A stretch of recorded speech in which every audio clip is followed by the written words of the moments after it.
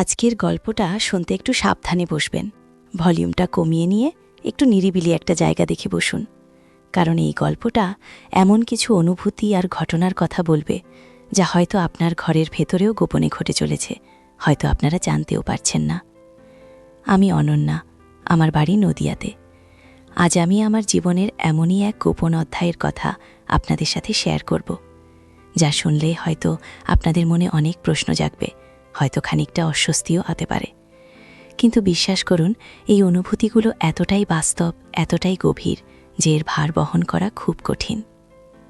আমি এখন আপনাদের সামনে বসে আছি একটা হালকা গোলাপি রঙের টাঙ্গাল শাড়িতে, যার আঁচলটা বুকের ওপর আলতো করে ফেলা, আর খোলা চুলগুলো কাঁধের ওপর দিয়ে পিঠ পর্যন্ত নেমে এসেছে। চোখে হয়তো একটু কাজল, ঠোঁটে হালকা লিপস্টিক।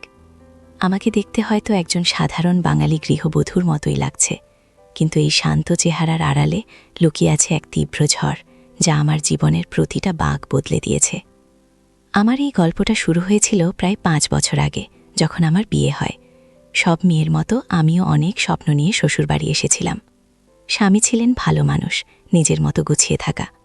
কিন্তু সময়ের সাথে সাথে আমি বুঝতে পারছিলাম আমাদের সম্পর্কের মধ্যে কেমন একটা ফাঁক তৈরি হচ্ছে, একটা দূরত্বের চাদর যেন ধীরে ধীরে আমাদের দুজনকে ঢেকে ফেলছিল। আমার মনটা মাঝে মাঝেই খুব একা লাগত, এক শূন্যতা যেন আমাকে গ্রাস করছিল। ঠিক সেই সময়েই আমার জীবনে আসে সুব্রত, আমার দেবর।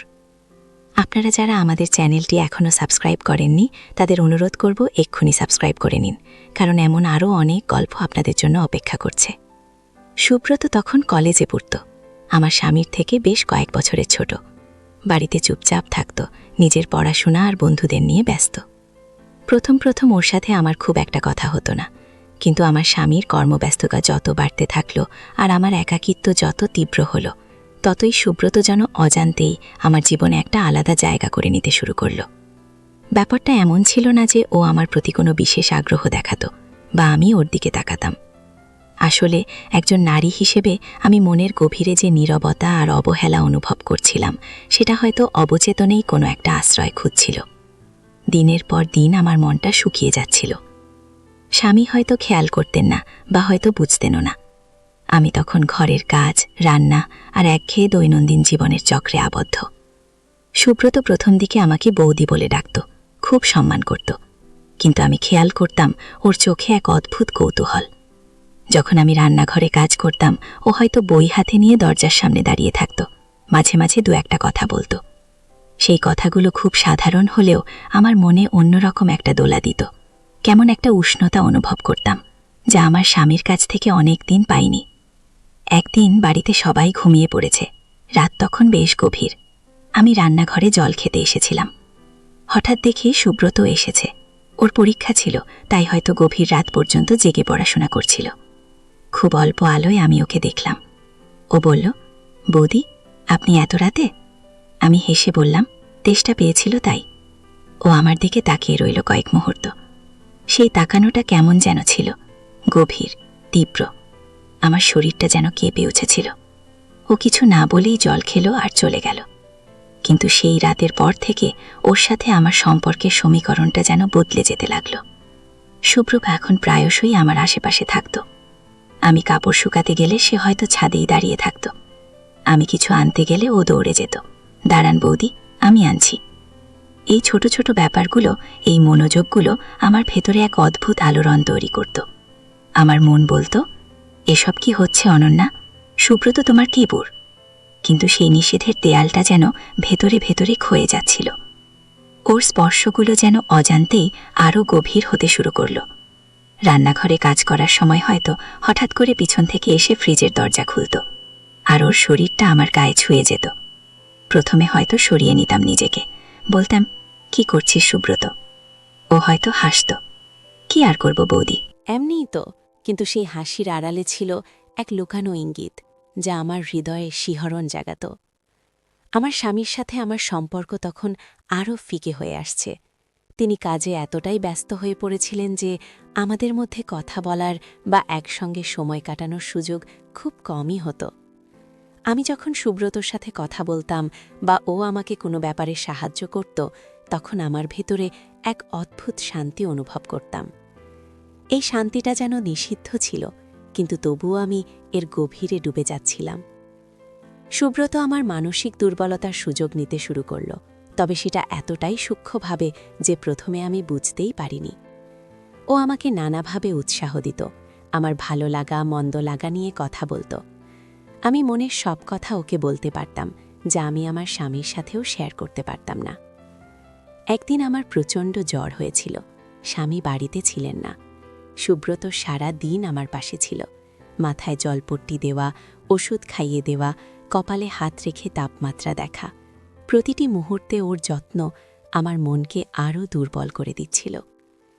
সন্ধ্যায় যখন আমি একটু সুস্থ হলাম, ও আমার পাশে বসে আমার হাতটা ধরল। ওর স্পর্শে আমার সারা শরীরে এক অদ্ভুত শিহরণ খেলে গেল। ও খুব নরম স্বরে বলল, বৌদি, আপনাকে কষ্ট পেতে দেখলে আমার খুব খারাপ লাগে। ওর চোখে আমি এক গভীর ব্যাকুলতা দেখেছিলাম। সেই মুহূর্তে আমার মনে হলো, এই ছেলেটা আমাকে যতটা বোঝে, আমাকে যতটা চায়, আমার স্বামী হয়তো ততটা বোঝেন না। সেই রাতের পর থেকে আমাদের সম্পর্কটা আরও এক ধাপ এগিয়ে গেল। একটা অদৃশ্য সুতোয় যেন আমরা আরও নিবিড়ভাবে বাধা পড়ে গেলাম। আমাদের গোপন অভিসারগুলো শুরু হলো রাতের অন্ধকারে বা যখন বাড়িতে কেউ থাকত না। কিন্তু সেগুলো কোনো সাধারণ অভিসার ছিল না। যখন কেউ থাকত না, তখন হয়তো আমি রান্নাঘরে কাজ করছি, সুব্রত হঠাৎ এসে পিছন থেকে আমাকে জড়িয়ে ধরত। ওর শ্বাস প্রশ্বাস আমার ঘাড়ে পড়ত আর আমার শরীরটা কেঁপে উঠত। আমি বলতাম, সুব্রত, কেউ দেখে ফেলবে। ও ফিসফিস করে বলতো, কেউ দেখবে না বৌদি, আমি আছি তো। ওর হাতের স্পর্শগুলো আমার শরীর জুড়ে এক তীব্র অনুভূতি জাগাত, যা আমি আগে কখনো অনুভব করিনি। ওর চোখ দুটো তখন নেশা দূর হয়ে উঠত, আর আমারও কোনো বাধা দেওয়ার শক্তি থাকত না। এটা ছিল আমাদের একান্ত নিজস্ব মুহূর্ত, যেখানে আমাদের আবেগ সমাজের সব সীমারেখা পেরিয়ে যেত। দিনের পর দিন এই গোপন সম্পর্কটা আমার ভেতরে এক অপরাধ বোধ জন্ম দিচ্ছিল।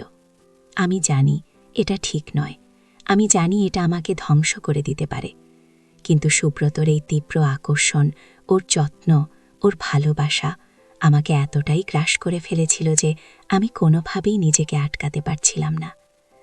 ও যখন আমার গাল ছুঁয়ে দিত বা আমার কানের কাছে এসে ফিসফিস করে কিছু বলতো, তখন আমার সারা শরীর বিদ্যুতের মতো কেঁপে উঠত। ওর শরীরের গন্ধ, ওর স্পর্শ আমাকে এক অন্য জগতে নিয়ে যেত। এই সম্পর্কটা শুধু শারীরিক ছিল না, এটা ছিল আরও অনেক গভীর। সুব্রত আমার মনের গভীরে প্রবেশ করেছিল, আমার সব শূন্যতা পূরণ করে দিচ্ছিল। কিন্তু এই আনন্দের সাথে ছিল এক ভয়ঙ্কর অনিশ্চয়তা।